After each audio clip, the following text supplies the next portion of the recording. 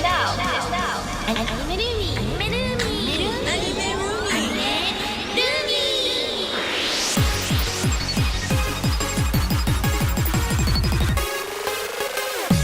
everyone, we hope you're all doing well. The members of this podcast are... I'm lovely, lively pink, Sakura. I'm your Blue Ranger, One-san, Yuri. And I'm your MC, a touch of sweet and sour yellow, Yuzu. So we'll start off today with our anime talk. Can you update us on anything new, Sakura? Well, for me, I don't really have an anime for this week. Just the fact that I listened to this song. Sanrio came out with this one song for Kuromi, like My Melody's counterpart. Yeah. And it's, there's like a Kuromi only version. It's really cute and poppy, which got me listening to it. But the one it's stuck in my head for the past week is the Imaise featuring version. That's kind of like a cool low hip hop kind of thing. And oh my God, it bops. Like if you ever get a chance to listen to it, because I'm pretty sure they released it like several months ago. And I'd seen the music video for it. I'm like, it's cute, whatever. And then I found that low hip, like, pop, lo-fi vibe to it. And Imaise is like really good too, because like, I think he came out with a song with another Japanese artist named Pumpy, spelled with a U. But him, the Japanese artist, and of Undertale fame, Toby Fox, came out with a song as well for a Pocari commercial. And I was listening to that, and then I found the Kuromi song.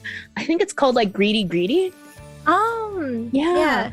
For the uninitiated, advertising in Japan is serious business. It's not uncommon for like whoever's topping the Oricon chart at the time, so they get not only the hottest artists, but they often will do songs just for the ad. And they're not always product jingles, although sometimes they are, and those are hilarious. But sometimes they're songs that end up going to number one. Yeah. Yes.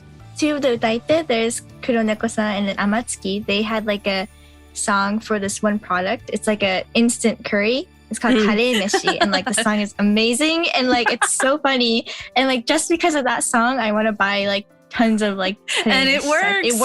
It works. Yeah, I've been craving Pocari for like a while too. That's why I've been drinking so much Gatorade, because it's the closest thing I could get. Summer is the season for Pocari. Yeah.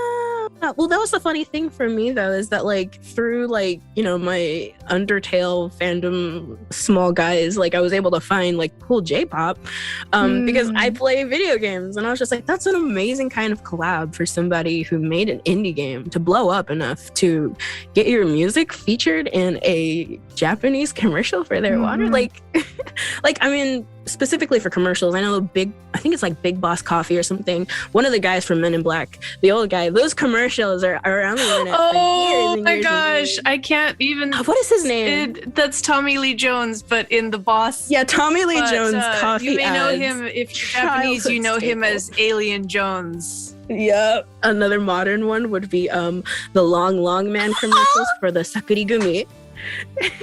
Which were like a whole movie in its own right. Yes, it was a chronicle. Long Man. Oh my God, those are great. And then what's another one of the this is one that like people like put on Reddit randomly, and it would be the Chocoboru. Oh, with the little bird.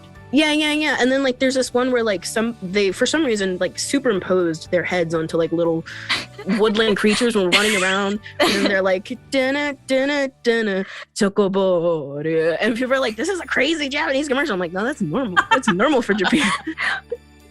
Come to us when you've seen one with a commercials? jingle starring lactic acid bacteria. We'll wait. Welcome to this episode of Ad Roomy, the finest in Japanese advertising. Straight from us to you. Well, thank you, Sakura. That sounds pretty awesome. Yeah, to be fair, the Pocari Sweat commercial song does bop. It's a really good poppy song. It's not just trying to shill you out some stuff. It's like really cute. What's the Kurumi song called, by the way? The Greedy, right? Yes, Greedy. And then the Pocari song was Toby Fox, Imaise, and Pumpy, Pale Rain. Those were the fine, lovely people that put the song together. So thank you for sharing your two songs that's been stuck in your head. Gonna go like listen to it after this. Thank you. And make sure to check it out also if you haven't listened to it yet. Mikan OTA-KATSU DIARY. Hey Roomies! So now that I've been in Japan for a while and I've been meeting a lot of people, I figured out that a lot of people watch anime, or at least read manga, or just like one or the other, or both. Like no matter what age or gender, or like what their hobbies are, or who they are, like, you know, everyone does. I see people at like cafes reading manga, in trains watching anime. You know, when there's like an open space, there's people just on their phones like reading or watching anime, manga. It's been really interesting to see that and seeing like what type of people watch what or read what, because I don't know, you just like never expect some of them to be doing or watching that or reading that. Compared to the States, you know, it's a very, I guess, like limited group that watch anime or read manga, and to see that, you know, completely being broken and just very, like, open to anyone, and seeing that has been super nice. And I'm glad I can talk about anime to, honestly, anyone. So yeah, that's my report for today. Thank you, guys. Mikan's OTA-KATSU Diary. Today we'll be pulling from a deck of cards numbered 1 through 5 to choose a theme for anime talk. So, do we have a number in mind today? Yuzu, what's your favorite color? Green. Green lines up with number 4. Okay, so it's number 4.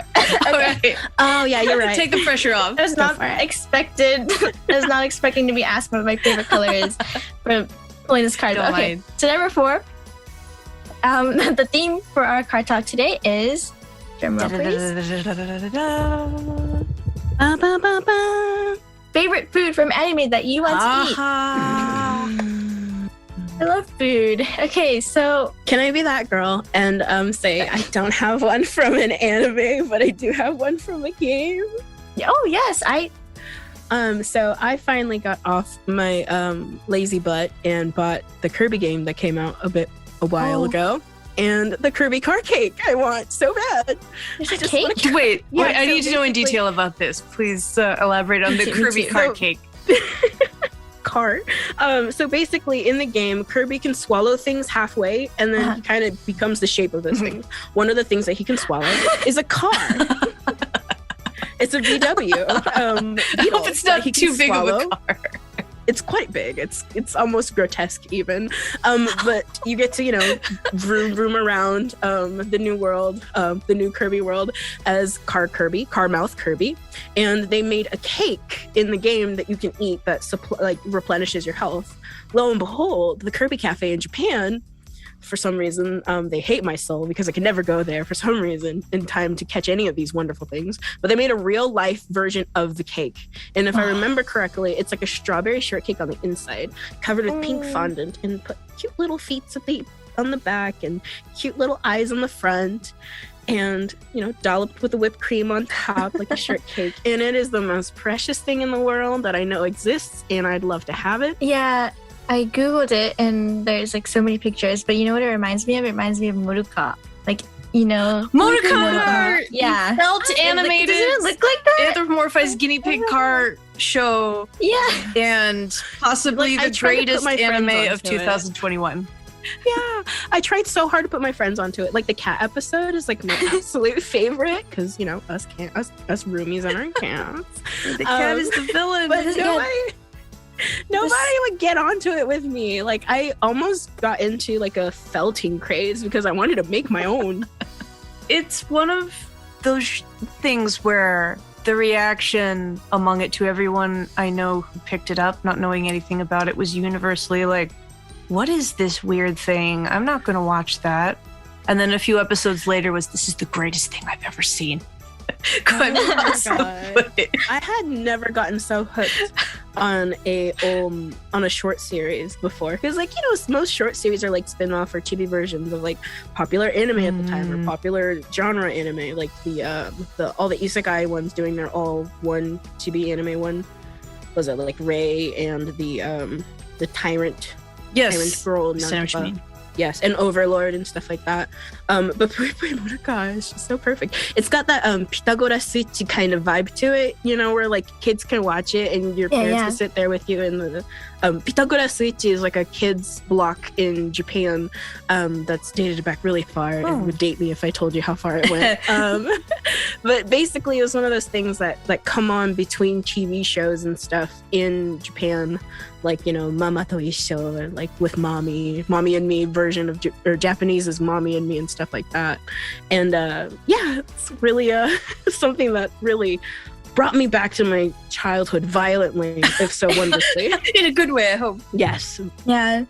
So other than that, Yuri, do you have like a favorite food that you would, or that you saw in an anime that you want to eat? There are just way too many to choose from. Virtually any slice of life show you can think of at some point is going to have beautifully depicted food.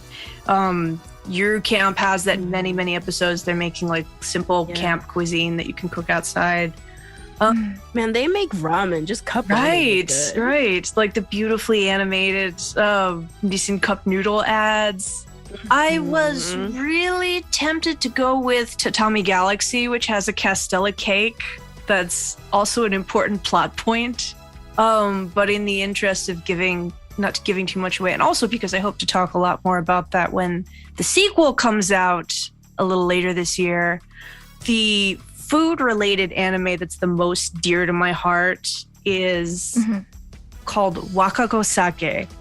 It may not be something that's really well known outside of its sort of little niche. It is a short, and I'm talking episodes are 3 minutes or under. And I think the target audience is probably the same as the main character, who's a working adult, but it's just such a delightfully simple little show. Wakako works an office job. On her way home each night, she I remember. stops off exactly at a bar. I'm so glad you know what I mean. Okay. Yeah, go use it. What were you going to say? No, I remember that. Like, I completely forgot like that existed. This is the Pshoo anime. Yeah. And then like her eyes are go like yeah. She's got that chubby girl look. Yeah, I remember. They animated her like she's that. very like it's a very like low detail in the character show. In fact, Wakako, the main character, looks a little bit like a Muppet in the dimensions of her face, but that's because they're saving all the loving detail for the food. Every episode spotlights a little dish she gets at the bar. As she's having a drink after work, she has something to eat with it, and it's all spotlighting different of the little sort of like subcategory of Japanese bar food, which is amazing and delicious in its own right. And she enjoys all these different dishes with a hearty pshh of like relief and deliciousness after work. In fact, each of the episodes are titled after the food she enjoys in that episode. There's everything from fried chicken to Goya champlu, Goya being Okinawan bitter melon, steamed clams, yakitori. But the final episode climaxed with roasted ginkgo nuts, which oh my goodness, I was compelled by the show to track down and try.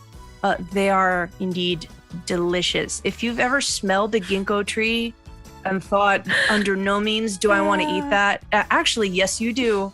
Because they do have a complex season, wonderful for the fall, and complements beer or just about any kind of sake. And if you're not drinking age or don't like drinking, you could certainly enjoy them on their own. They're lovely. Can I share an anecdote of something that hits? So you brought up the ginkgo nuts. My mom used to take me when we lived in Japan. She would take me to go pick up ginkgo nuts. Oh no, gathering them though in the housing complex is not so fun. She would go out and take us to these random things because she wanted us to go out and experience the world around us and stuff. And sometimes it'd be something cool, like we'd go visit a jinja, a shrine. Sometimes we would go clam digging. Wow. Along that vine. Speaking of things that were eaten on Wakako Sake. Yeah. She took us to go pick up Geeko nuts, and people were like, yes, it's great. But I've actually had to go harvest them before, so I don't think I can ever eat them. Like, I can eat natto just fine, but I cannot eat If you can eat nuts. natto, you can eat roast ginkgo nuts, certainly. Yeah, they have it like kushi, like they put it on like a, you know, like you can, the places you can get like skewered cuisine. Yeah, it's really good. They're soft. They're almost like a lima bean in consistency, but they taste. Yeah. Well, that's the thing is, I hate lima beans too. Oh, but they taste good, like I've roasted tried chestnuts. If you've ever enjoyed roasted chestnuts, like they're like that, but more earthy. Don't get me wrong, I love chestnuts, but I do not do ginkgo. They deserve another look. They're supposed to be good for your health too, I think. Yeah, and the cherry on top of it is almost all these things are very, very good for you. Goya melon, if you can get past the very like bitter taste of it, is wonderful for your health. Might be the reason there's so many people who are like 110 in Okinawa. So that was our card talk today, and it was super fun. And so make sure to stick around to find out when our next card talk will be. So we're nearing the end of our time here, but before we end, how was today's episode for everybody? Very nostalgic, actually. I give today's episode one heartfelt phew of total enjoyment. I wish we had an ad jingle ourselves, honestly. Something that'll ingrain itself into our listeners' brains so they can never forget. Or if they do forget, they get that wave of like, oh, I used to watch that show. Speaking of our listeners, the ad or the jingle that's stuck in your brain, tell us about it on our various social media accounts. Yeah, so we have a Twitter account and website, so you can tweet us at #AnimeRoomy with any of your questions, suggestions for future topics, and comments. So that was episode 17 of Anime Roomy. Thank you for joining us today, and we'll see you again next time. Bye bye, Roomy. Bye bye.